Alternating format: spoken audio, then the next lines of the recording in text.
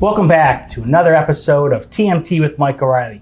My guest is Tom Stroop, President of the Satellite Industry Association, SIA. Tom, thanks so much for doing this. I really appreciate you being here. I appreciate the opportunity to join you.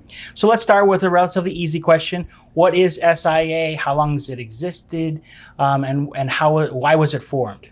So SIA is a Satellite Industry Association formed 29 years ago. Next year will be our 30th anniversary. And we're formed to represent the satellite industry. So our job is to help educate and advocate on behalf of the industry. How many members? So we have approximately 60 members, okay. All-time record, just reflecting the growth in the industry.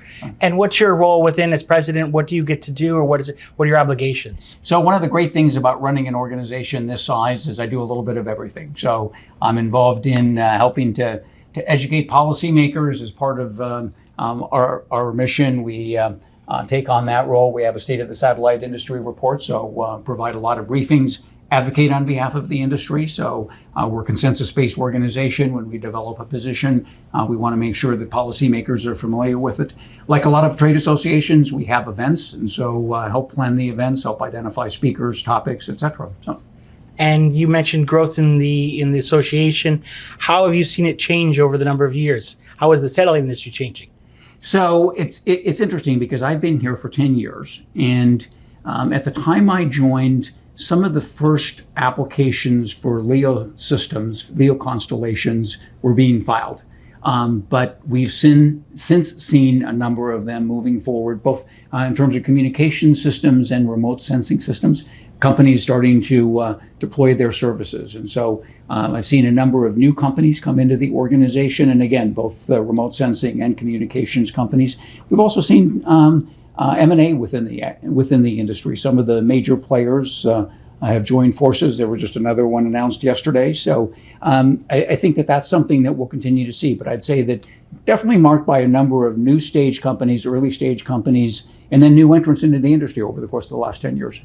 And are the incumbent services, voice and video of the past, are they still relevant for satellite services as we move to more satellite broadband?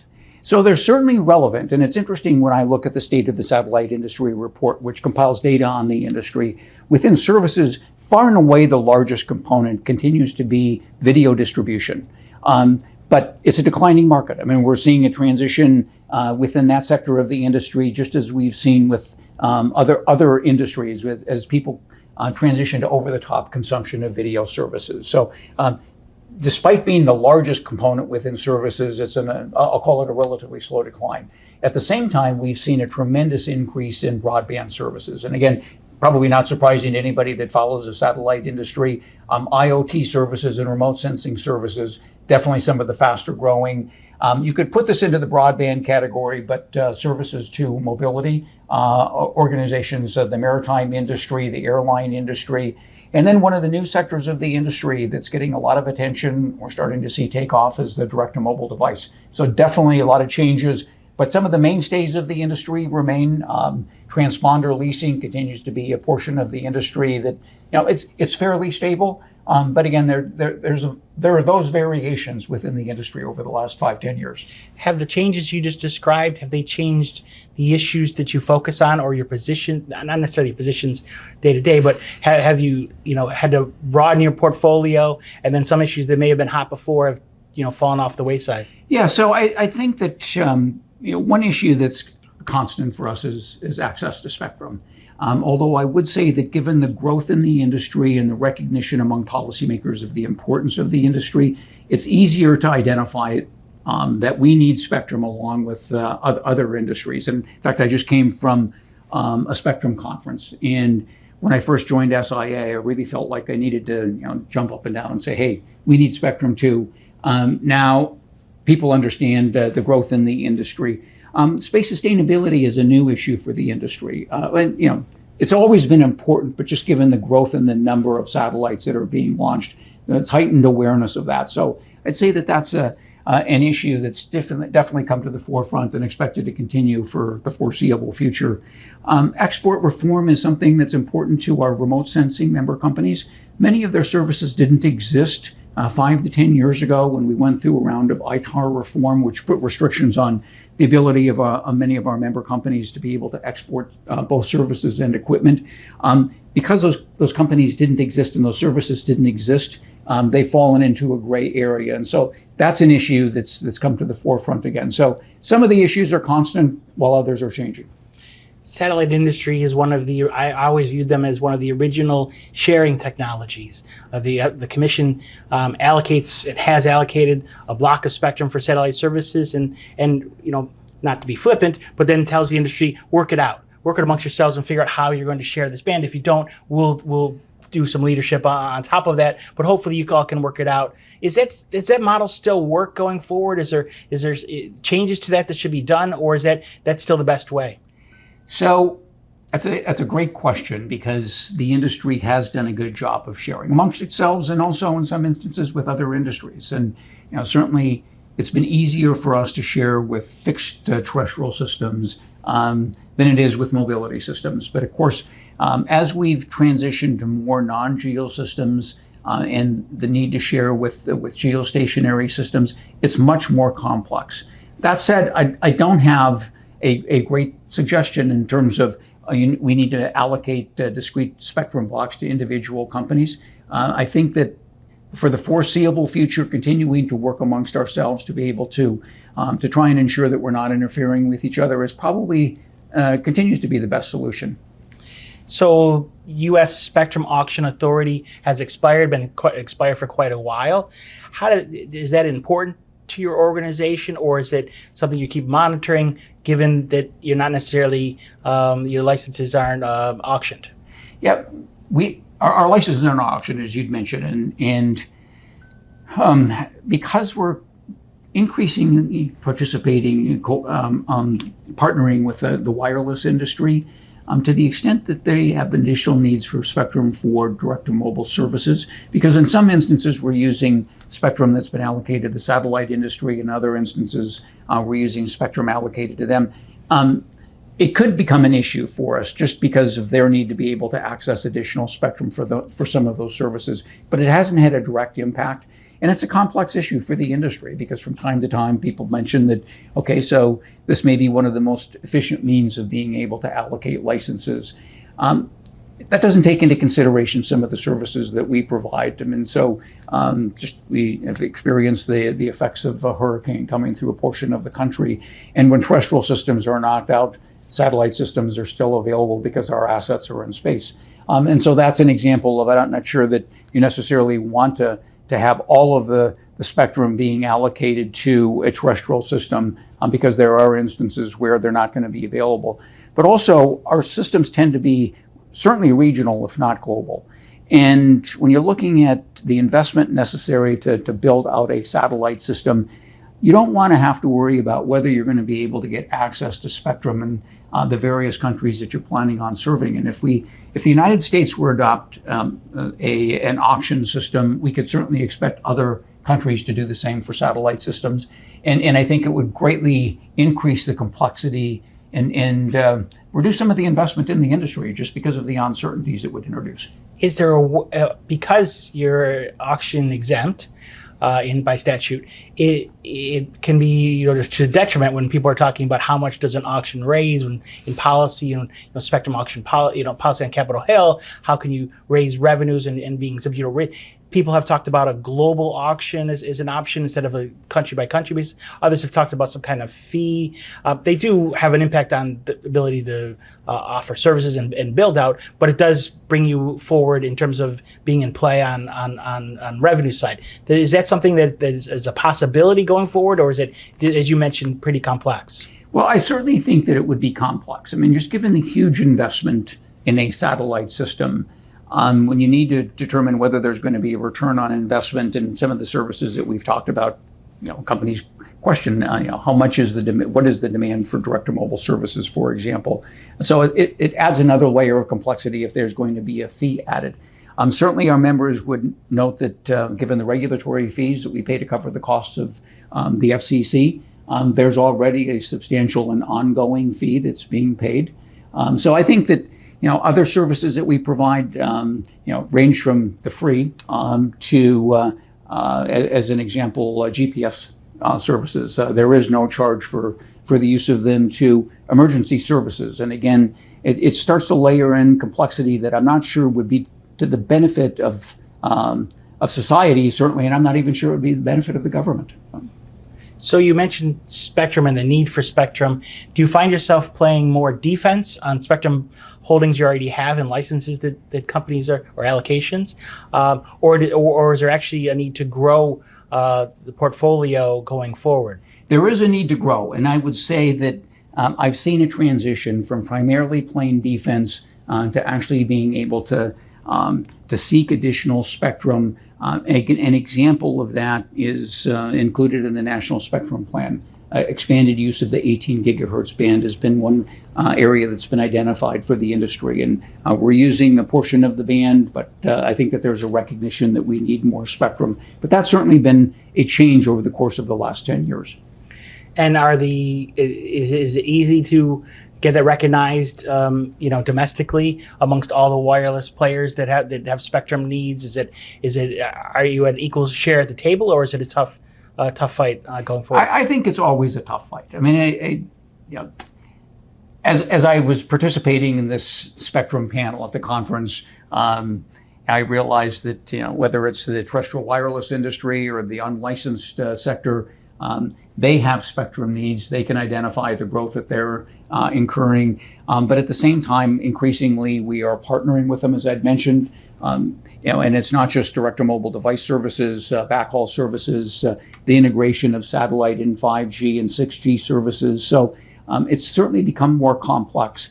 But I think that at least there's more of an opportunity for partnering. But by no means are they saying, okay, so satellite, you get yours, and we don't want it anymore. No. Is it inaccurate to say that satellite broadband is real? It's competing in the marketplace today. It has for many years, but the offerings have really increased.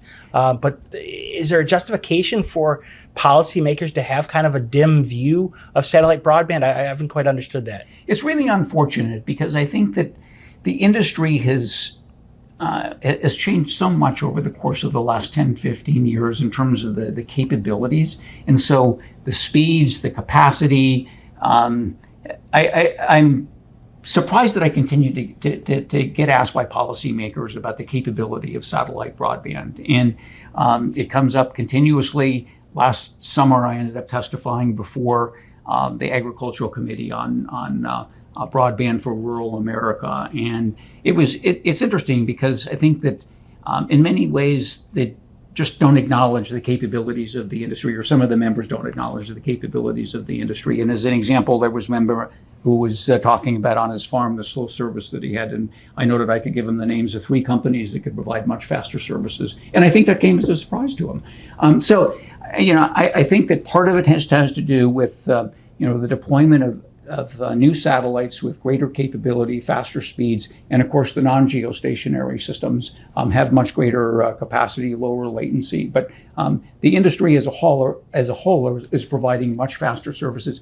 And it's interesting when you talk to some of the broadband companies, you would think that rural America would be the primary area of service, but many of them note a very substantial percentage of their customers are in urban and suburban areas. And I think that it's because they provide competition. And I don't think there's anything better for consumers than competition. And so even beyond our ability to be able to provide services where it's not economical to provide other broadband services, whether it be fiber optics or fixed wireless services, the fact that we're providing competition to other companies, I think is one of the great benefits that we provide.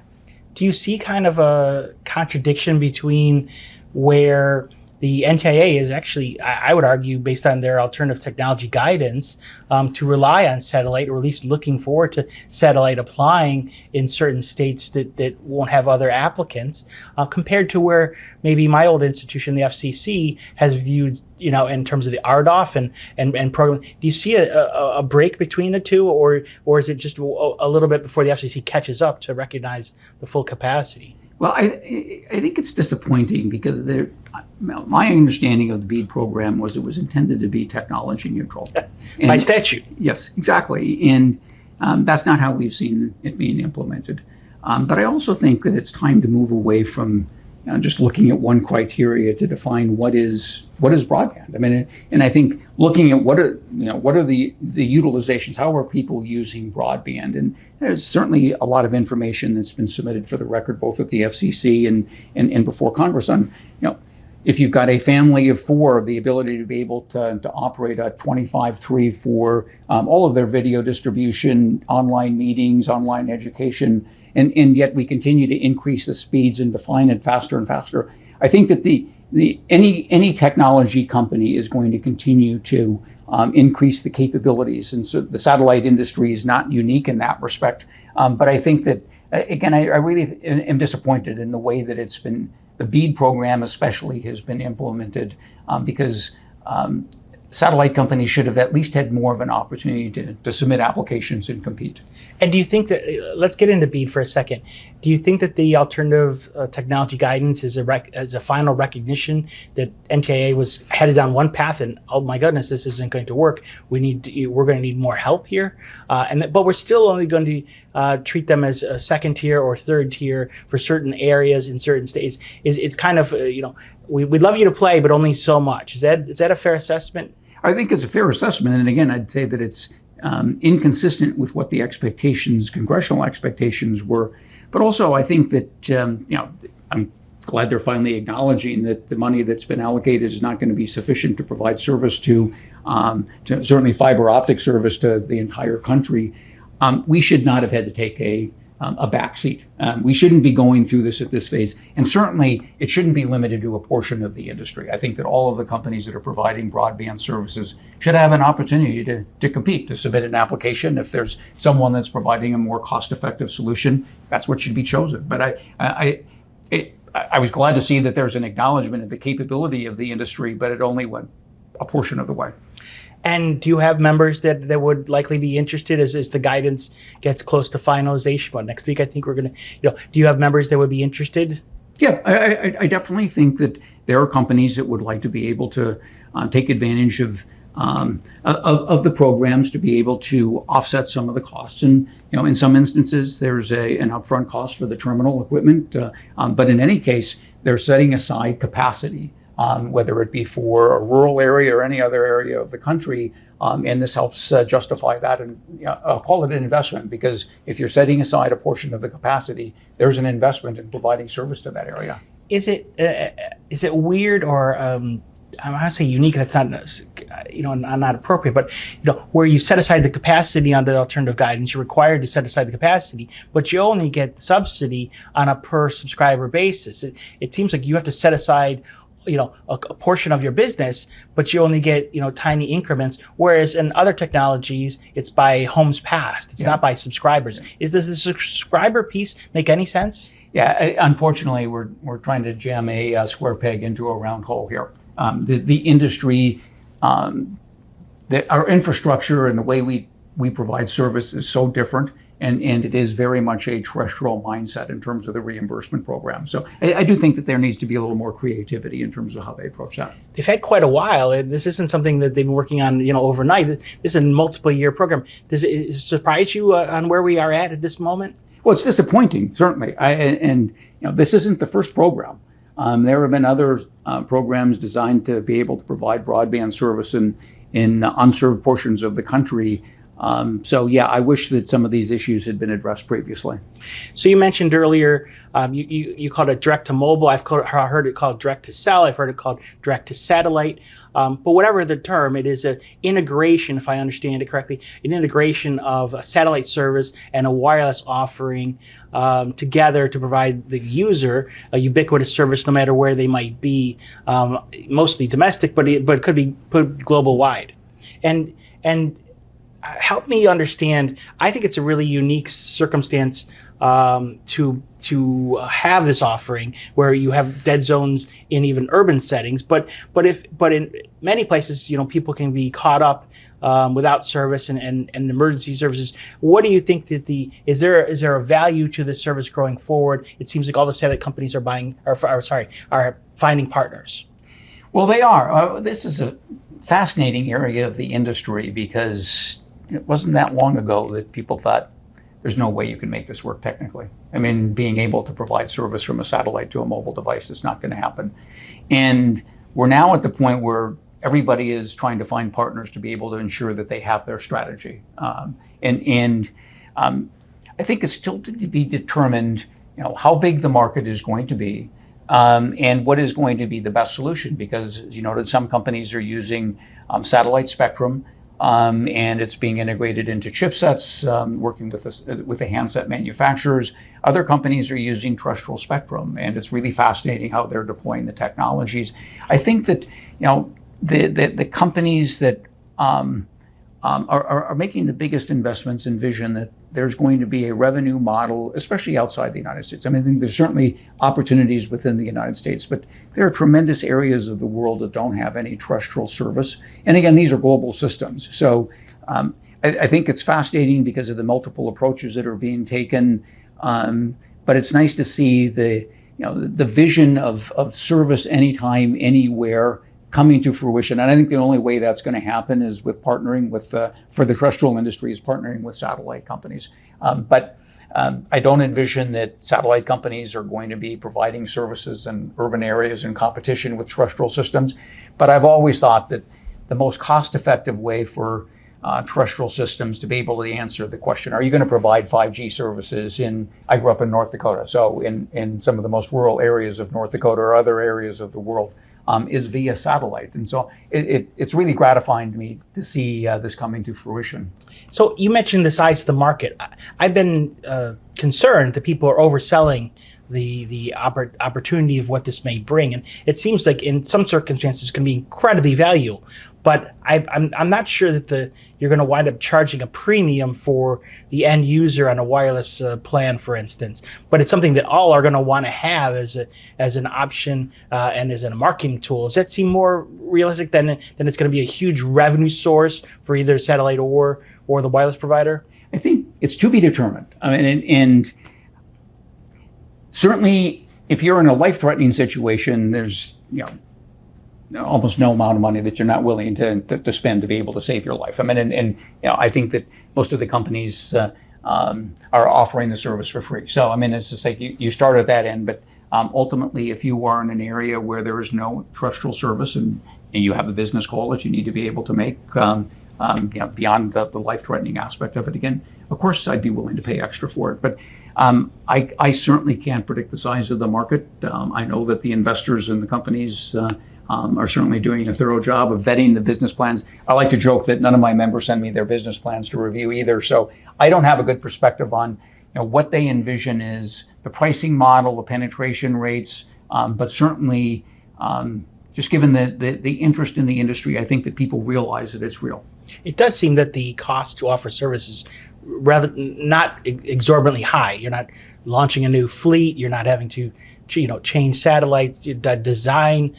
You do mention that you may have to be using terrestrial service or spectrum bands, which is very interesting because it kind of eliminates the interference argument that has been out there for so long. So it's really it's a nice add-on. From what I can see, that doesn't require a lot of upfront costs to design. Is that fair? Well, I think it depends on the system, because there are at least two companies that are planning on launching their own constellation. So those will be companies with the cost of the satellites and the constellation of satellites to be able to provide service. Others are using existing satellite systems and frequencies that are allocated to the industry, working more with the handset manufacturers to be able to integrate the capable chipset. So it really depends on the approach. And again, I think it's fascinating because from my perspective, there's nothing better than competition, and to be able to determine what is going to be the most cost-effective solution to help identify what the market is and the best way to provide the service. Let's talk a little bit about international regulation or international oversight. Is the current structure of an ITU and every 4 years of a WRC, does that work for the satellite industry in terms of access to spectrum and also trying to solve some of the continual fights? Is that structure still work, or does it need improvements? I think it still works. And there have been discussions about having it more frequently. the WRC more frequently, but there's so much prep work that goes into it. So I think that, let me put it this way, I haven't heard anybody identify a better solution. I mean, certainly there's a need for a global means of being able to address allocation issues. And so I think that, certainly for the time being, I envision that there not going to be any substantial changes to it. Do you worry that geopolitical issues, we have wars breaking out, we've had wars in the past, but the new ones have really changed the players, and the large players in spectrum policy now have other issues that they may have set aside in the past that may not today? Yes, I think that we're already seeing that. I mean, certainly some of our adversaries have different incentives than we do, and given the lead that the U.S. industry has within the satellite industry, just the ability to slow the deployment of some of our services could be an incentive that some of them use to block activity that might otherwise gather the support of those companies. And then one of the other issues is the developing world seeing the orbital assets being utilized by companies, especially from the United States, and it's kind of the what about us aspect of the global situation, and it's a challenging issue. I represent the U.S. industry, so I have my perspective, which is that we're deploying these systems, we're moving forward, and ultimately it makes more sense to partner with our member companies. But with a non-geostationary system, you've got satellites that are covering the globe, and just because you want to provide service in your own country, that's not necessarily the best means of deploying a network to provide satellite services, whether it's communication services or remote sensing services. So they're interesting issues, and I definitely understand the sensitivity, but I think ultimately we need to be mindful of just the huge upfront cost and the efficiency of being able to provide service. Has the United States made it more hospitable to be a U.S. satellite offering that, serving the globe? Because you had mentioned companies can go in pretty much anywhere these days to be headquartered, to use orbital arcs, to do all kinds of different things, access to spectrum. You don't necessarily have to be in the United States. It has been a strong component for so many years, but that can change. Is the regulatory process? There's been great talk on Capitol Hill and others just to ease that burden and make it simplify and smooth. Has that happened? Is it or is there still work to be done? It has happened. It's better than it was, and there's more work to be done. And part of the challenge is just the huge increase in the number of applications that have been filed, not just for satellites, but for Earth stations. And I really commend the FCC for creating a space bureau, recognizing the role of the industry. I think that it took us a while to determine who was going to take on the role of space sustainability, and I'm glad that the Office of Space Commerce at the Commerce Department is moving forward with the TRACS program. But I think that, just given the backlog and what I hear from our members in terms of the amount of time that it takes to get some of their applications processed, there's more to be done. And part of the approach was to segregate some of the smaller constellations, smaller satellites, to streamline that process. That has helped. But again, I think that it's still taking too long. All right, last question, back to the easy type scenario. When you look at what is as someone who's been in this industry for quite a while, when you look at another 10 years, how is this organization? Does this organization exist? Does it change? And then what do you see amongst your many companies? Some members are merging, others are entering. How do you see the landscape in, say, 10 years? Yeah, so that's always a fun question to answer. And of course, part of my job is to try and figure that out, just to determine how we position SI. First of all, yes, SIA will exist. The commercial satellite industry is not going to do anything other than grow. I think that there will be some new players. I think that we'll continue to see M&A activity within the industry. I think that we'll see some companies, even for SIA, trying to make a decision, given the direct-to-mobile connectivity, should we be recruiting handset manufacturers? So there will be a change in recognition of the industry. I think that IoT services, remote sensing services will continue to grow. and be an increasing part of the organization. But I think that one thing that I feel comfortable is that we're going to be providing top-notch broadband services. We're going to be partnering with mobile companies. We're going to see more combinations just because there are a lot of players that realize that there are benefits to being able to provide the scale on a global basis. So those are just some of the changes that I envision. It's interesting within the manufacturing sector, we've gone from traditional large companies providing manufacturing bespoke satellites to many of them doing it internally, especially with the smaller satellites. So I think we'll continue to see that transition. One of the other important aspects of the industry is the provision of emergency services, and I don't think that that's going to change. I think that just given the efficiencies that we provide, that will be a continuous part of the industry. And then we're also very important to the nation's defense, and so our member companies partner with the Defense Department. I expect that to continue. I just think that we'll continue to see a transition from complete utilization of satellites, purchasing satellites by the Defense Department, to working with mobile operators or satellite operators to be able to provide those services more efficiently. That's something that Congress has been requesting, and we're recognizing. The Defense Department is recognizing the role that we can play, especially given the rapid iteration. But I would say that I expect to see continued innovation. There's been innovation across all sectors of the industry, and if you're in the world of technology, if you don't innovate, you're certainly going to be on the sidelines. Well, we're going to have to leave it there. I want to thank you so very much for your time, and I really appreciate your insight on this dynamic industry. Thank you. Much appreciated.